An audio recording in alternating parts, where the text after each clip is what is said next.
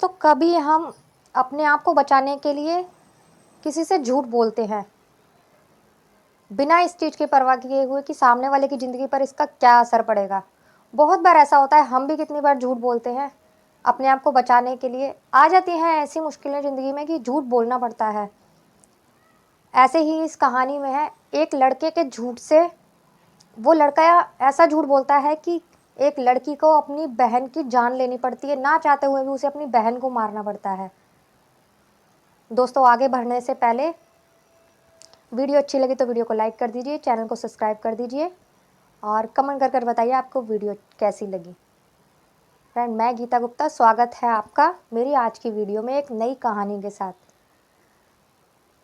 तो दोस्तों, एक आदमी होता है, काफ़ी अच्छा होता है, बहुत पैसा होता है, पति पत्नी होते हैं, उनकी 2 बेटी होती है और उसकी बहन होती है जो कि विधवा होती है, वो उन्हीं के घर में ही रहती है।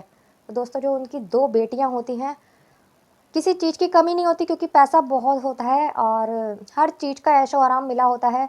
लेकिन दोस्तों, उनके ऊपर पाबंदियाँ बहुत होती हैं। हर जगह वो जाती हैं, वो अपनी बहन को उनके साथ भेजता है, उनके लिए पर्सनल बॉडीगार्ड भी रखा होता है। वो लोग स्कूल भी जाती हैं, तो जब वो गाड़ी में जाती हैं तो आगे उनकी बुआ बैठी होती है, पीछे बाइक पे बॉडीगार्ड जाता है साथ में। दोस्तों, ऐसी थी उनकी ज़िंदगी। उन लड़कियों को लगने लगा था कि हम घर में नहीं, सोने के पिंजरे में रह रहे हैं। दोस्तों, उन्होंने इच्छा रखी कि हमें डांस सीखना है, उनके डांस क्लास और संगीत की क्लास लगानी है। तो दोस्तों, उसके पापा ऐसा ही करते हैं, डांस क्लास लगा देते हैं उनकी, जिसमें भी वो बॉडीगार्ड जाता था, साथ में वो बाहर खड़ा रहता था। डांस क्लास में अंदर जाती थी दोनों लड़कियां। और दोस्तों, लड़कियों का नाम था, एक का नाम चारू था और एक का नाम चंद्रा था। चंद्रा बड़ी बहन थी और चारू छोटी बहन थी। ये कहानी मध्य प्रदेश के इंदौर जिले की है। तो दोस्तों, ऐसे ही कहानी चलती रहती है। दोनों बहनें आपस में यही बात करती हैं कि हम परेशान आ चुके हैं अपनी ज़िंदगी से। हमें ऐसा लगता है कि ये सोने का पिंजरा है। लेकिन दोनों बहनों की ज़िंदगी ऐसे ही गुजर रही होती है। उसके पापा हमेशा यही पूछते हैं, तुम्हें किसी चीज़ की दिक्कत तो नहीं है? उनके पापा को लगता है कि मैं अपनी बेटियों को बहुत खुश रख रहा हूँ, लेकिन बेटियों को लगता है कि हमें हमारे ऊपर बहुत ही ज़्यादा पाबंदी है। साथ ही उसकी पत्नी को भी यही लगता है। हद से ज़्यादा पाबंदियाँ लगा रखी थी लड़की के ऊपर। कहीं नहीं जाना, जहाँ भी जाना बॉडीगार्ड के साथ जाना, अपनी बहन को साथ में भेजना।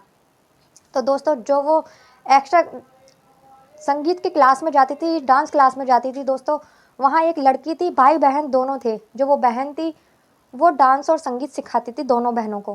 तो दोस्तों, वही जो उनका भाई था, नीरज नाम का, वही उसकी नज़र उन दोनों बहनों पे ख़राब हो जाती है।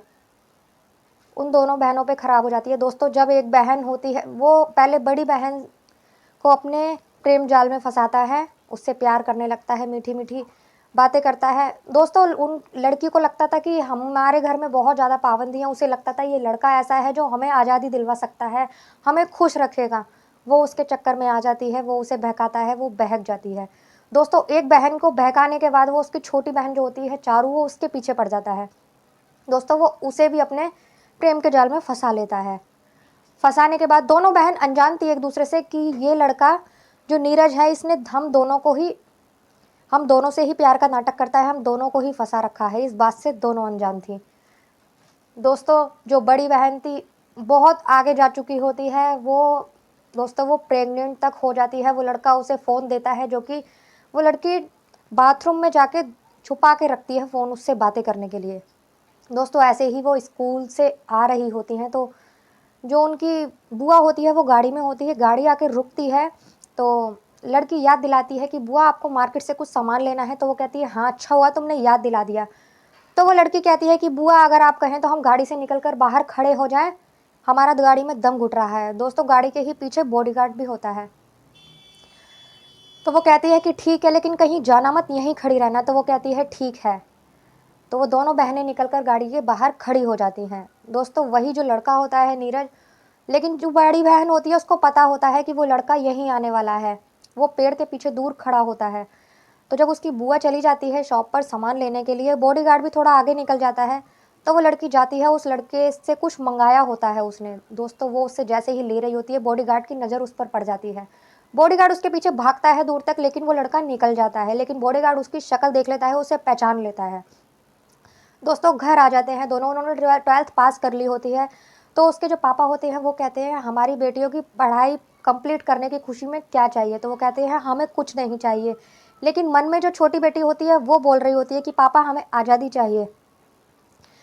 तो जब वो मना करती हैं कि हमें कुछ नहीं चाहिए, तो जो उसके पापा होते हैं अपने हाथ से अपनी अंगूठी उतार कर एक बेटी को दे देते हैं और चेन उतार कर दूसरी बेटी को दे देते हैं कि ये तुम्हारे पास होने की खुशी में है, और क्या चाहिए बेटियों। लेकिन वो उसकी माँ ऐसे सर हिला देती है तो वो दोनों बेटियाँ मना कर देती हैं अपने पापा को। उनकी माँ उन्हें हमेशा यही समझाती थी कि बेटा अपने पापा के सामने किसी चीज़ की डिमांड मत करा करो, ऐसे मत करा करो, तुम्हारे पापा बहुत सख्त हैं, ऐसा करेंगे वैसा करेंगे। तो बेटियाँ बहुत डर के रहती थी। तो दोस्तों जब वो यही सब बातें चल रही होती हैं तो पीछे से जो बॉडीगार्ड होता है वो उसी लड़के को पकड़ कर ले आता है, मारते मारते घर पे ले आता है। वो उसके पापा कहते हैं कि क्यों मार रहा है इन्हें, तो वो कहता है कि हुजूर ये इससे बातें कर रहा था, ये हमारी चंद्रा बिटिया से बातें कर रहा था, मैंने आज इसे देखा था। तो दोस्तों वो उसका बाप भी उसे मारने लगता है तो चंद्रा आकर उसे बचा लेती है। चंद्रा आकर बचा लेती है तो वो अपनी पत्नी से कहता है कि समय आ गया है, हमें अपनी बेटियों के लिए लड़का देख लेना चाहिए और इसी साल इनका विवाह कर देना चाहिए। पंडित जी को बुलाकर बोलो कि हम जैसे हम हैं हमारी बिरादरी के हिसाब से ही 2 लड़के देखें और इनकी शादी कर देनी चाहिए। दोस्तों वो लड़कियां बहुत परेशान हो जाती हैं। वो फिर से अपनी क्लास में जाती हैं तो उसी लड़के से बात करती है। दोस्तों छोटी बहन जो होती है वो उस लड़के के पास जाती है, वो उससे कहती है नीरज से कि मैं तुम्हारे बिना नहीं रह सकती, तुम कुछ करो, मुझे लेकर भाग चलो और मैं घुट घुट कर मर जाऊंगी। दोस्तों वो ऐसी बातें करती है। जब वो बातें कर ही रही होती है तो दोस्तों बड़ी बहन जो चंद्रा होती है वो भी आकर उन्हें देख लेती है बात करते हुए। तो दोस्तों फिर ऐसे ही करके दोनों बहनों को पता चल जाता है कि इसने हम दोनों की ज़िंदगी बर्बाद कर दी है और हम दोनों से ही प्यार का नाटक करता है। तो दोस्तों दोनों बहन को बहुत ही गुस्सा आता है कि तुमने हमारे साथ ऐसा क्यों किया। वो नीरज कहता है कि मेरी नीयत खराब हो गई थी, मुझे माफ़ कर दो। दोस्तों जब वो नीरज लड़का होता है उसे पता था ये लड़कियां बहुत पैसे वाली हैं, इसीलिए उनके साथ प्यार का नाटक कर रहा था। तो दोस्तों दोनों बहनों को बहुत गुस्सा आता है तो दोनों बहनें उसे मारने लगती हैं। उस वक्त उसकी बहन घर पर नहीं होती है, जो वो टीचर होती है उनकी संगीत टीचर लड़कियों की। दोनों मारने लगती हैं। तो दोस्तों इसी डर से बचने के लिए कि वो उसे मार रही थी, उसे लग रहा था ये दोनों तो मुझे जान से मार डालेंगी। दोस्तों वो ऐसा झूठ रखता है उनके आगे जिनसे उनकी ज़िंदगी बर्बाद हो जाती है। दोस्तों वो उससे कहता है कि मुझे मत मारो, मैं तो पहले से ही मरने वाला हूँ। तो दोस्तों ऐसा सुनते ही वो दोनों चुप हो जाती हैं। वो कहती हैं क्या हो गया है, ऐसा क्यों कह रहे हो, क्यों मरने वाले हो, क्या हुआ है तुम्हें। तो दोस्तों वो कहता है कि मुझे एड्स है। यह सुनते ही दोस्तों उनके हाथ से जिस भी चीज़ से वो मार रही होती है वो उसके हाथ से छूट जाती है और वो अपना सर पकड़कर बैठ जाती हैं। दोस्तों उनका एक भाई भी होता है छोटा, 10-12 साल का एक भाई होता है उनका। दोस्तों वो घर से उनको निकलने के लिए उनसे बोलता है कि मैं भी तुम्हारे साथ चलूँगा, लेकिन वो उसे आने नहीं देती अपने साथ। लेकिन दोस्तों उन्हें नहीं पता होता वो उनके पीछे पीछे आ जाता है वहाँ। उस दिन वो मंदिर के बहाने निकलती हैं तो उनकी बुआ भी उनके साथ नहीं आती, उनकी तबीयत खराब होती है। मंदिर के बहाने वो यहाँ आती हैं इससे मिलने के लिए। वो लड़का भी उनके पीछे पीछे आ जाता है, लेकिन उन्हें नहीं पता होता कि लड़का उनका भाई उनके साथ ही है। तो दोस्तों ये सब उनका भाई देख रहा होता है। तो दोस्तों वहाँ से वो उस लड़के को वहीं छोड़कर दोनों ही आ जाती हैं। दोनों आती हैं, दोनों बहुत परेशान होती हैं कि हमने अपने घर वालों का, अपने पापा का विश्वास तोड़ा है, इसीलिए हमें इस बात की सज़ा मिल रही है, अब हम क्या करें। वो बड़ी बहन कहती है कि मेरे साथ तो मेरा बच्चा भी है, अब मैं क्या करूं, मैं बहुत परेशान हूं, हम जी नहीं सकते, हमने अपने मम्मी पापा का विश्वास तोड़ा है, हम घर भी नहीं जा सकते और हमें इतनी बड़ी बीमारी लग चुकी है। दोस्तों ऐसी कोई बीमारी नहीं थी, लेकिन उस लड़के के झूठ ने उन लड़कियों को बर्बाद कर दिया था।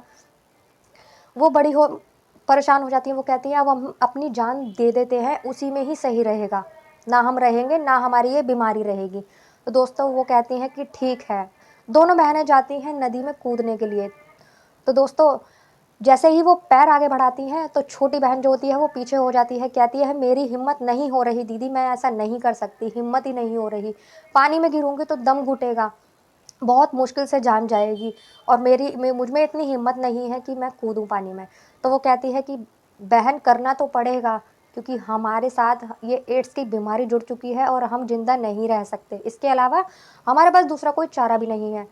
दोस्तों ऐसे ही करते हैं तो वो पीछे हो जाती है। दोस्तों ऐसे ही बहसबाजी चल रही होती है। वो कहती है कि दीदी एक काम करो, आप बड़ी हो, आप मुझे मार दो। दोस्तों वहीं पता नहीं कहाँ से उनके हाथ एक चाकू लग जाता है। तो वो चाकू उठाती है छोटी बहन चारू और अपनी बड़ी बहन के हाथ में दे देती है। कहती है आप बड़ी हो दीदी, आप मुझे मार दो, इससे मारने से मैं एक ही बार मर जाऊंगी। दोस्तों उनका जो भाई होता है वो दूर से देख रहा होता है पेड़ के पीछे छुप के। ऐसे ही हाथापाई में जोर जबरदस्ती में दोस्तों जो बड़ी बहन होती है चंद्रा, उसके हाथ से गले पर वो चाकू लग जाता है छोटी बहन के, और वो वहीं गिर पड़ती है, वहीं मर जाती है। दोस्तों जब वो देखती है कि मुझसे मेरी बहन की हत्या हो गई है, दोस्तों वो रोने लगती है। रोने लगती है, फिर सोचती है कि इसी चाकू से मैं खुद को भी मार लेती हूँ। दोस्तों वो गले तक चाकू लेके आती है, मारने की कोशिश करती है, लेकिन इतनी हिम्मत उसमें नहीं होती कि वो खुद को मार पाए। तो वो दोस्तों खुद को नहीं मारती और वो चाकू लेकर निकल पड़ती है सड़क पे पागलों की तरह। उसका दिमागी संतुलन खराब हो चुका था दोस्तों, क्योंकि उसने उसके हाथ से उसकी बहन का खून हो चुका था, जो जिससे वो बहुत ज़्यादा प्यार करती थी। दोस्तों वो वहाँ से निकल पड़ती है, सड़क पर जा रही होती है तो 3 लड़के होते हैं जो सड़क पे ही आग जलाकर हाथ सेक रहे होते हैं। जब वो तीनों लड़की को देखते हैं कि एक अनजान लड़की रास्ते पर जा रही है, तो उन तीनों की नीयत खराब हो जाती है। वो तीनों सोचते हैं लड़की खूबसूरत है, क्यों ना इसका फ़ायदा उठाया जाए। दोस्तों एक लड़का आता है उसके आगे आता है, उसे रोकने की कोशिश करता है। उसे जैसे ही वो हाथ लगाता है, वो जो चक्कू होता है वो उसके मार देती है। वो लड़का वहीं गिर पड़ता है। दोस्तों वो फिर चलने लगती है। वो 2 लड़के पहले तो डर जाते हैं, लेकिन फिर कहते हैं चल चल इसको सबक सिखाना पड़ेगा, इसने हमारे दोस्त को मारा है, हम दोनों साथ चलते हैं। दोस्तों वो दोनों लड़के जाते हैं, उसको ज़बरदस्ती पकड़कर एक ट्रक के अंदर डाल देते हैं। ट्रक के अंदर डालने पर दोस्तों दोनों उसके साथ ज़बरदस्ती करते हैं, दोनों उसके साथ संबंध बनाते हैं, और उसका रेप करने के बाद दोस्तों जैसे ही वो खड़े होते हैं दोनों, तो वो लड़की हंसने लगती है। वो लड़की कहती है तुम दोनों भी मरोगे। तो वो कहता है कि ऐसा क्यों बोल रही हो तुम, क्या हुआ है। तो वो कहती है कि मुझे एड्स है। दोनों वो लड़के भी डर जाते हैं और वो वहाँ से भाग जाते हैं। भागने के बाद दोस्तों वो फिर भूखी प्यासी होती है, वो बाहर निकलती है, फिर से चलने लगती है। दोस्तों वो भूखी प्यासी, उसके प्रेग्नेंट होती है, वो पागलों की तरह निकलने लगती है। दोस्तों जो उधर उसका जो भाई होता है उसे भी सदमा लग चुका होता है। दोस्तों उसको बुखार आ जाता है और वो भी बड़बड़ाता रहता है, लेकिन घर वालों की समझ में ये नहीं आता कि क्या हुआ है उनके बेटे को। दोस्तों वो डॉक्टर को बुला के उसका इलाज करवाते हैं, लेकिन कोई फ़र्क नहीं पड़ता। दोस्तों वो जब जा रही होती है, सड़क पर जा रही होती है भूखी प्यासी, कूड़ा मिलता है, कूड़ा खाती है, पत्ते खाती है, कहीं से भी पानी पीती है गंदा संदा, ऐसे ही गुजारा कर रही होती है। जो मिलता है उसे एक होटल के सामने रुकती है, वहाँ उसको वो खाना दिखता है तो वो वहाँ जाने लगती है। तो वो आदमी कहता है तुझे खाना चाहिए, तो वो कहती है हाँ। तो वो कहता है आजा आजा। दोस्तों वो उसे अपने कमरे में ले जाता है, वो भी उसके संग ज़बरदस्ती करता है। उसको बहुत सारे आदमी ऐसे मिलते हैं जो उसका फ़ायदा उठाते हैं। वो पागलों की तरह सड़कों पे घूमती रहती है। और दोस्तों वो जो लड़का होता है उसका भाई, उसे उसे होश आ जाता है थोड़ा, तो वो बड़बड़ा रहा होता है। तो उसकी बहन आती है कि भैया भाभी उसको वो कुछ बोल रहा है चारू और चंद्रा के बारे में। तो दोस्तों वो जब चारू और चंद्रा के बारे में जब वो जाता है, जब वो उसके पास जाते हैं अपने बेटे के पास, तो वो उसका बेटा होश में आ चुका होता है। वो बताता है, तो वो कहता है मैं चारू दीदी और उनके पीछे पीछे गया था, मैंने देखा कि चंद्रा दीदी ने चारू दीदी को जान से मार डाला। वो ऐसे कहता है। तो दोस्तों वो बाप, उसके माँ बाप ज़ोर ज़ोर से रोने लगते हैं। उसकी माँ कहती है कि वो कहता है कि हम हमारी परवरिश में कहाँ कमी रह गई जो हमारी बेटियों ने हमारे साथ ऐसा किया। तो उसकी माँ जो होती है वो कहती है उनसे ज़्यादा तो हमारी गलती है इस चीज़ में। तो वो कहते हैं कि वो कहता है वो कैसे। तो वो कहती है तुमने अपने बच्चों को दोस्त की तरह कभी बात ही नहीं की।